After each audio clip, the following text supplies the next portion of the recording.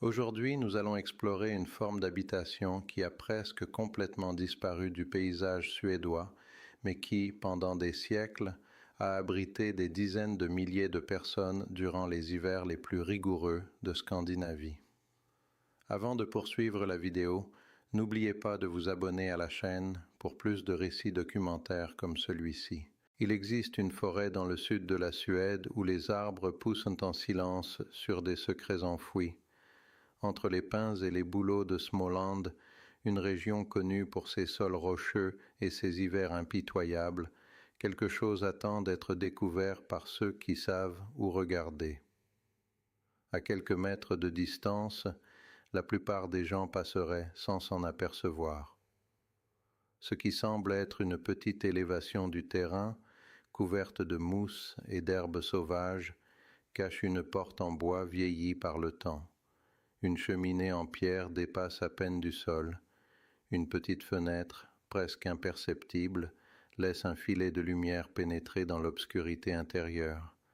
C'est un type d'habitation que l'histoire a presque oublié. Les habitants de ce lieu n'ont pas laissé de monuments grandioses. Ils n'ont érigé ni cathédrale ni château. Mais pendant environ 300 ans, des dizaines de milliers de personnes comme eux ont trouvé un moyen de survivre aux hivers scandinaves, en utilisant à peine plus que la terre sous leurs pieds et l'ingéniosité née d'une nécessité absolue. C'est l'histoire des Bakstugor, les maisons creusées dans les collines de Suède, et des personnes qui les ont construites et habitées. Pour comprendre comment ces habitations sont apparues, il est nécessaire de remonter le temps et d'observer la structure sociale qui s'est développée en Scandinavie au fil des siècles. La Suède médiévale possédait des caractéristiques distinctes par rapport au reste de l'Europe. Le féodalisme, qui a dominé une grande partie du continent européen, ne s'est jamais complètement établi sur les terres suédoises. Le servage, qui a enchaîné des millions de paysans européens à la terre de leur seigneur, n'y a pas pris racine.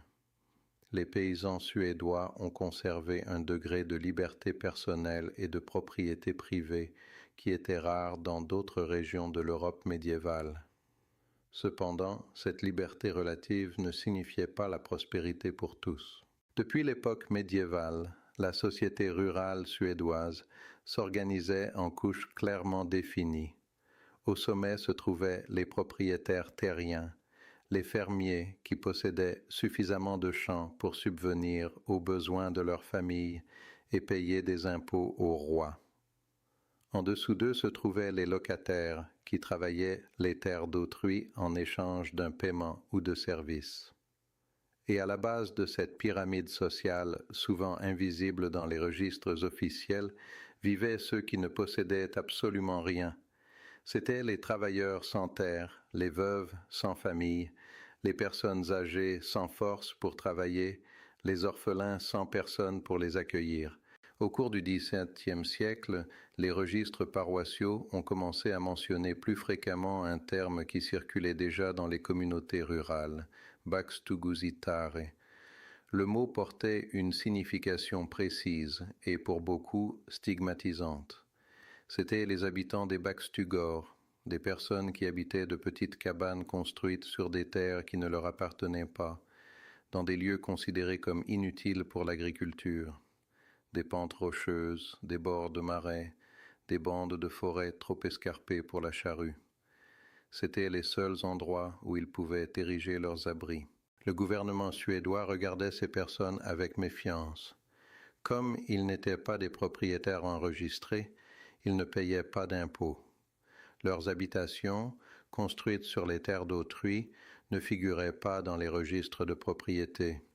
Pour l'État, ils représentaient une population presque invisible, difficile à contrôler et impossible à taxer. Des lois ont tenté de restreindre cette pratique, interdisant aux paroisses d'offrir un logement aux indigents dans des Bakstugor. Mais l'alternative légale, un système appelé Rådgång, était encore plus problématique. Par ce système, les pauvres étaient obligés de circuler de ferme en ferme, restant 1 ou 2 jours dans chacune, suivant un calendrier fixe.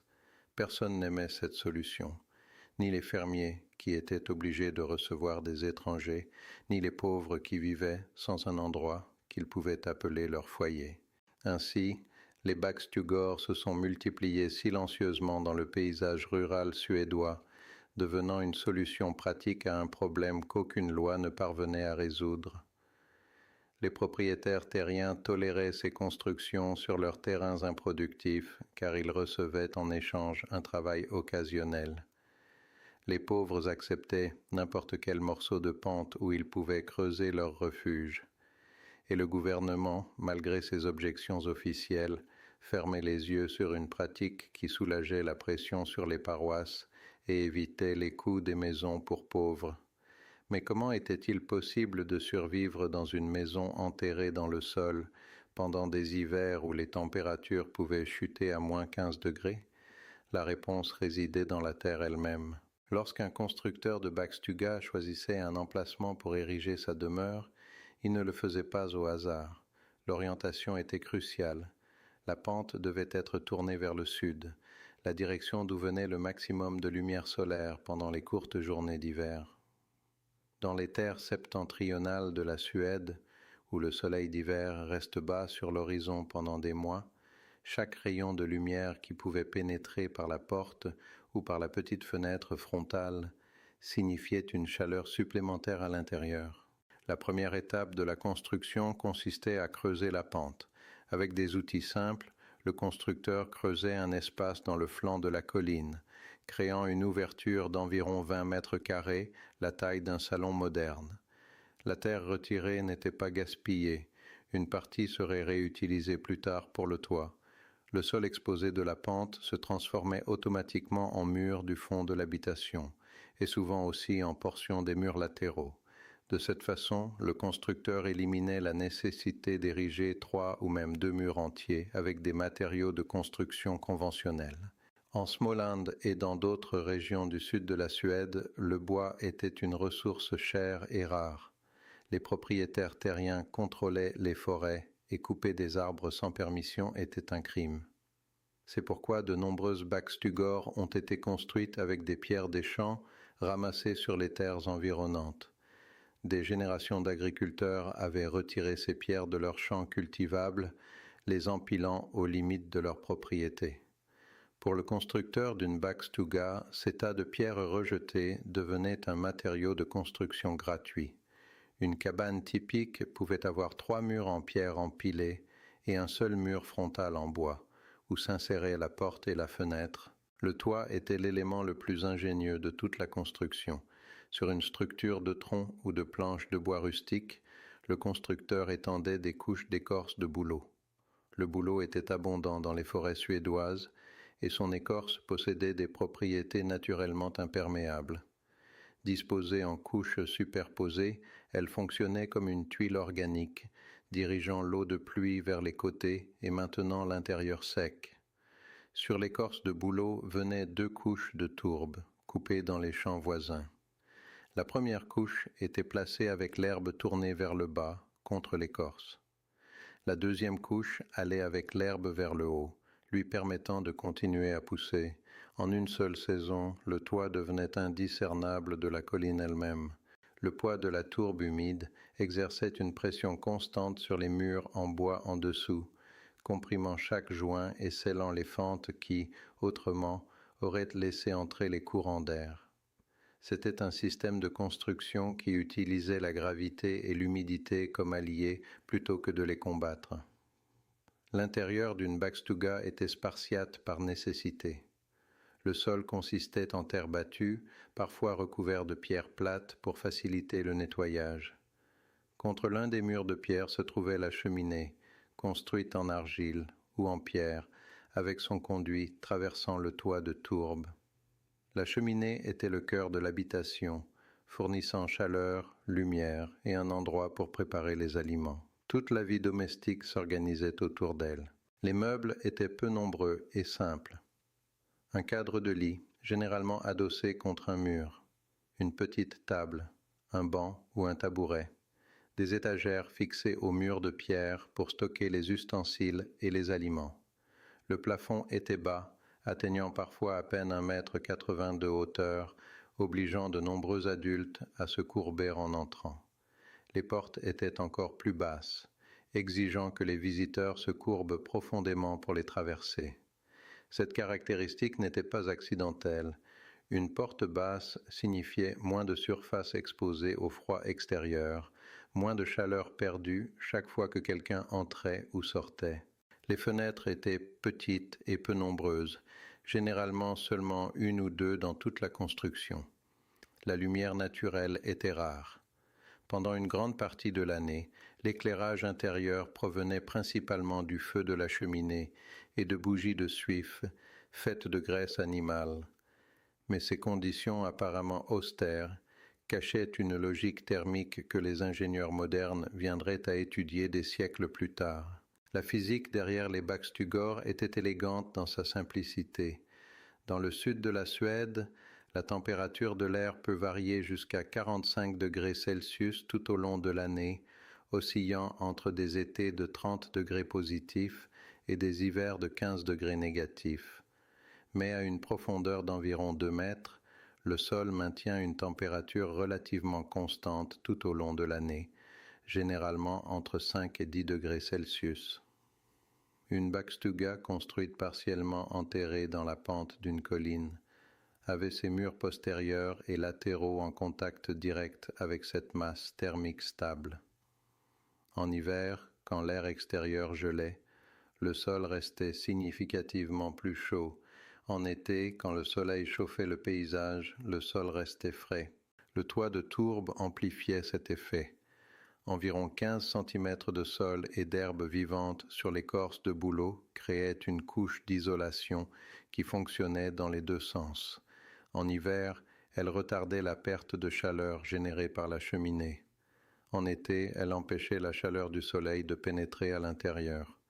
Les racines de l'herbe maintenaient le sol cohésif et prévenaient l'érosion, tandis que l'écorce de bouleau en dessous dirigeait toute infiltration d'eau loin de la structure en bois. L'orientation sud de l'entrée suivait également une logique précise. Dans l'hémisphère nord, le côté sud d'une colline reçoit la plus grande quantité de lumière solaire. Pendant l'hiver, quand le soleil reste bas dans le ciel, ses rayons frappent directement le mur frontal et les fenêtres, chauffant l'intérieur pendant les heures de lumière les plus courtes. Pendant l'été, quand le soleil s'élève plus haut, l'inclinaison même de la colline au-dessus de l'habitation crée une ombre naturelle sur l'entrée, prévenant la surchauffe. Des études modernes sur les constructions semi-enterrées indiquent que ce type d'habitation peut réduire les coûts de chauffage jusqu'à 80% par rapport aux constructions conventionnelles au-dessus du sol. Une maison exposée à un air à moins 7 degrés Celsius doit être chauffée d'environ 28 degrés pour atteindre une température confortable de 21 degrés. Une maison entourée par un sol à 13 degrés n'a besoin d'être chauffée que de 8 degrés. Les Bakstugusitars ne connaissaient pas ces chiffres, mais ils connaissaient quelque chose d'aussi précieux. Ils savaient qu'un seul feu, soigneusement couvert de cendres pour la nuit, pouvait maintenir la pièce au-dessus du point de congélation jusqu'à l'aube. Qui étaient, au fond, les personnes qui habitaient ces demeures creusées dans la terre? Les registres historiques peignent un portrait d'extrême vulnérabilité sociale. C'étaient des veuves dont les maris étaient morts et qui n'avaient pas d'enfants pour les soutenir. C'étaient des personnes âgées qui ne pouvaient plus travailler dans les champs et qui n'avaient pas de famille pour les accueillir. C'étaient des travailleurs saisonniers qui ne trouvaient un emploi que pendant la récolte. C'étaient des artisans sans atelier, des tisserands, des vanniers, des charpentiers qui travaillaient sur commande et vivaient dans l'incertitude permanente. C'étaient des enfants orphelins qui grandissaient sans héritage ni protection. Contrairement aux torpards, les locataires qui possédaient des contrats formels avec des propriétaires terriens et travaillaient des parcelles spécifiques en échange d'un paiement ou de services, les Bakstugusitars n'avaient aucun lien légal reconnu. Ils ne possédaient pas de bail, n'avaient pas de contrat, n'occupaient aucune place définie dans la structure agraire formelle. Leur existence dépendait entièrement de la tolérance des propriétaires des terres où ils construisaient leurs demeures et de la charité des communautés environnantes. Certains parvenaient à cultiver un petit potager à côté de leur cabane, si le propriétaire le permettait. Les pommes de terre sont devenues un aliment essentiel pour ces familles après leur introduction en Suède au XVIIIe siècle. Une petite parcelle de terre pouvait produire suffisamment de pommes de terre pour compléter un régime alimentaire précaire. Certains élevaient quelques poules ou une chèvre, des animaux qui exigeaient peu d'espace et pouvaient fournir des œufs, du lait et occasionnellement de la viande. Mais la plupart dépendaient du travail occasionnel et de l'artisanat. Pendant la période des récoltes, les fermiers avaient besoin de mains supplémentaires et les Bakstugusittar offraient leur travail pour des paiements minimes ou en échange de nourriture. En dehors de la saison agricole, ils survivaient en fabriquant des paniers, en tissant, en travaillant le bois ou en effectuant tout service que quelqu'un était prêt à payer. Certains dépendaient directement de la charité paroissiale, recevant des aides que les autorités religieuses distribuaient aux plus nécessiteux. Les registres paroissiaux suédois, tenus avec un détail remarquable depuis le XVIIe siècle, révèlent occasionnellement des histoires individuelles qui éclairent la dureté de ces vies. Dans une forêt de Småland, au début du XIXe siècle, un homme connu sous le nom de Pequeno John habitait une bakstuga qui existe encore aujourd'hui. Les registres locaux ont préservé un détail troublant. La mère de John ainsi que son frère se sont noyés dans le lac voisin et les circonstances suggèrent que les noyades étaient intentionnelles. C'était un témoignage silencieux du désespoir qui consumait parfois ceux qui vivaient à la marge de la survie. Au début du XIXe siècle, le gouvernement suédois a commencé à enregistrer systématiquement la quantité de bakstugor dans le pays. Le recensement des propriétés de 1805 a comptabilisé un peu plus de 28 000 de ces habitations dispersées sur le territoire suédois. Dans les décennies suivantes, ce nombre a augmenté de manière dramatique. Au milieu du siècle, il y en avait environ 45 000. En 1885, le nombre a atteint son pic historique. 50 000 bakstugor pointillaient les pentes et les forêts de Suède. C'étaient des chiffres extraordinaires. 50 000 petites habitations creusées dans le sol, chacune abritant une famille ou un individu en marge de la société.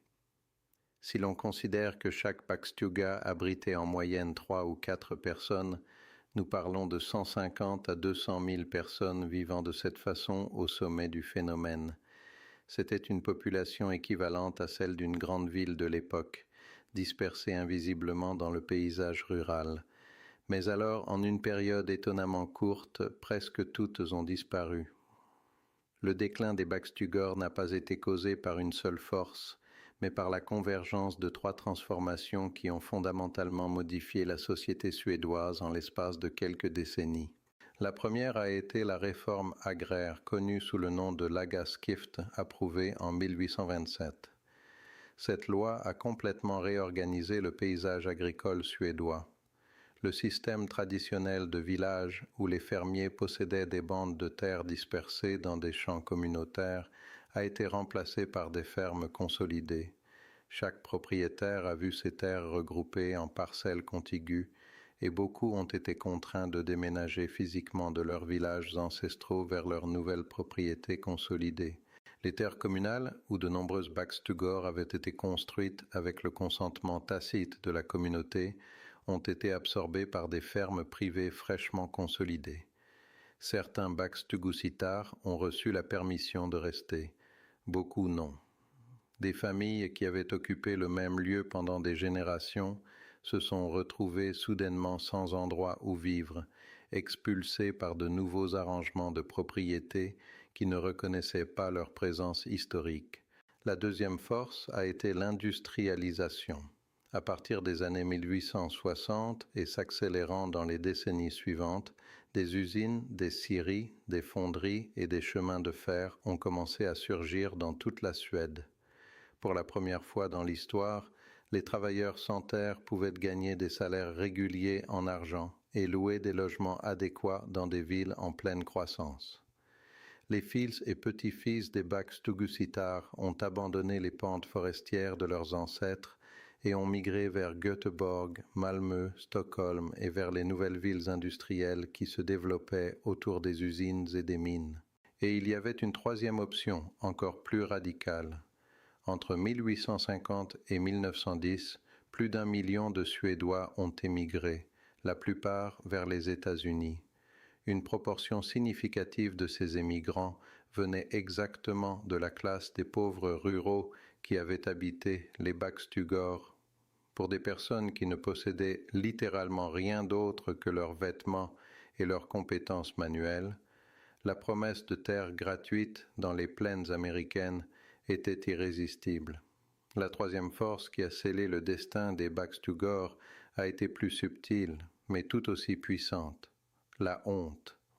À mesure que la Suède se modernisait au début du XXe siècle, les Bakstugor sont devenus des symboles d'une pauvreté que la nation souhaitait oublier.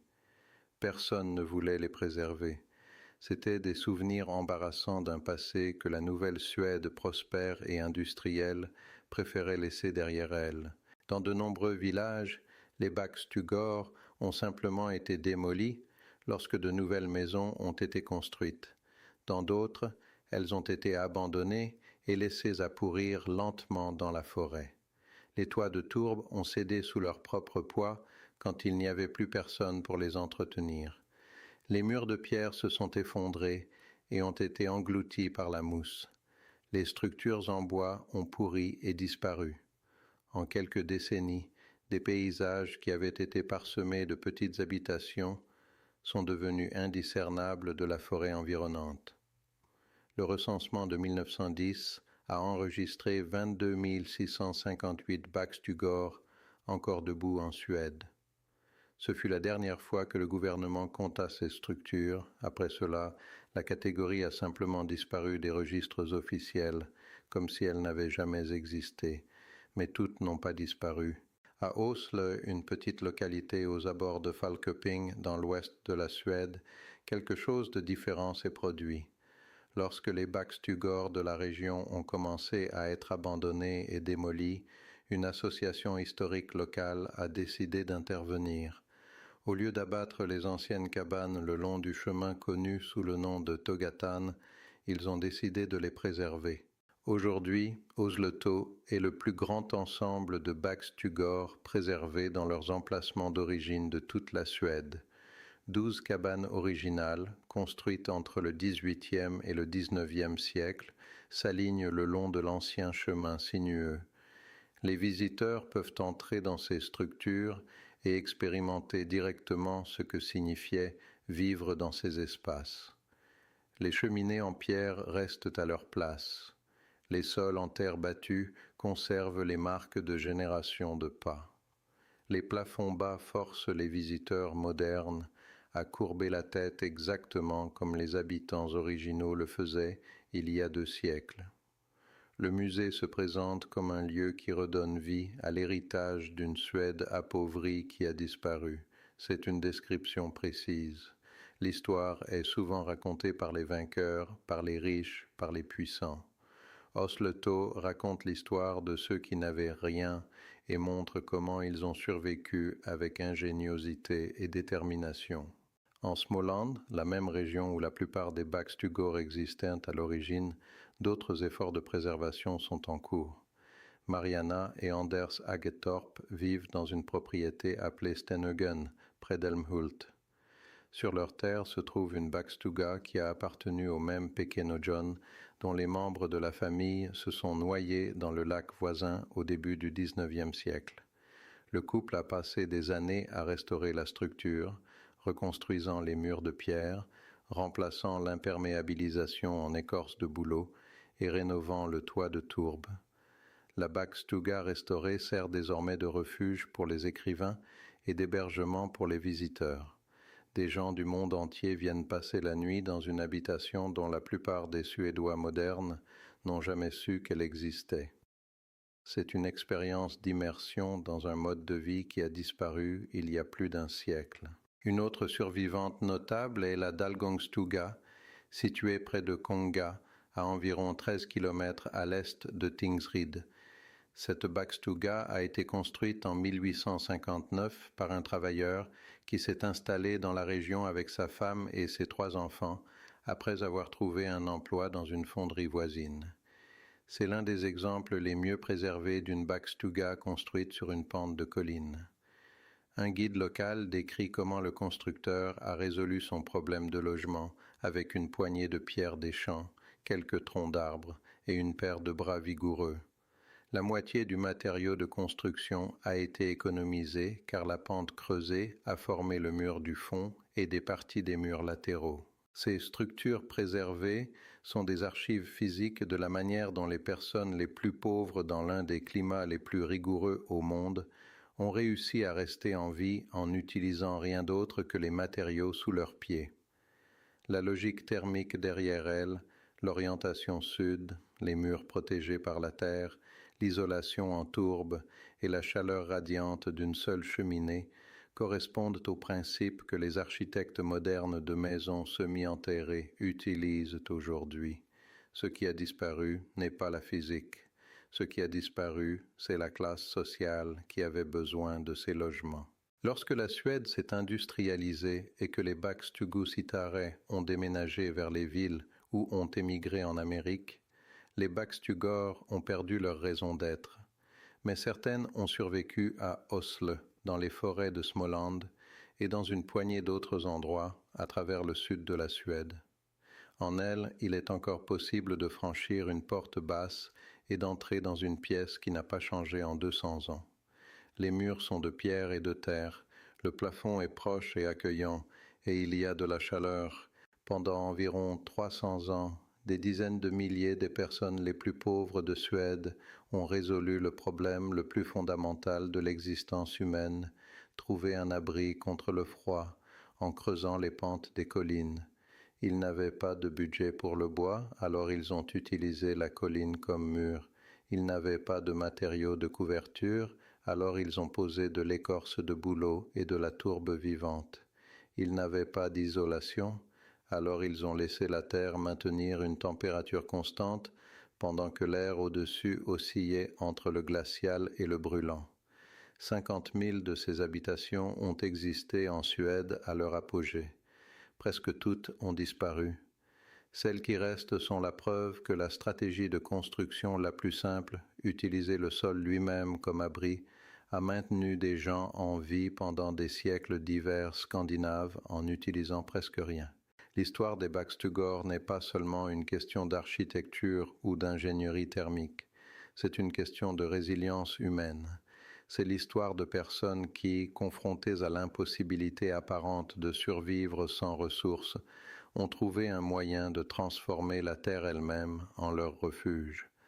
C'est un savoir pratique transmis de génération en génération, chaque constructeur apprenant du précédent où creuser, comment orienter l'entrée, quel type d'écorce utiliser, quelle quantité de tourbe empiler.